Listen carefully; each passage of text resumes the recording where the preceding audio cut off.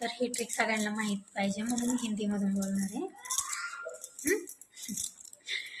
अगर आपसे गलती से सब्जी में नमक ज़्यादा हो जाए तो आप क्या करेंगे? क्या करेंगे? डांट सुनेंगे? नहीं, मैं बता रही हूँ, सुन लो. गेहूं के आटे की गोली बना के उसमें डालने का, देखना उसका नमक थोड़ा सा कम हो जाएगा और सब्जी अच्छी लगेगी, ज़्यादा खारा नहीं लगेगा. तुम्हाला सांगा माझी हिंदी बरोबर आहे का? पण हे सगळ्यांना माहीत व्हायला पाहिजे म्हणून मी हिंदी पण बोललो, कारण की हिंदी सगळ्यांनाच येते. हे का नाही.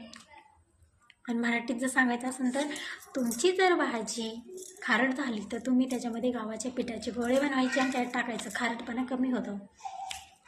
कोणतं छान वाटलं हे सांगा.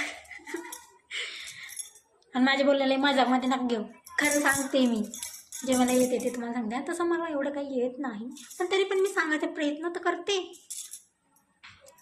ऐका जरा माझं. बरं, एकदा कधी झालं चुकून, स्वतःहून नका टाकू त्याच्यामध्ये. चुकून झालं तर असं करा,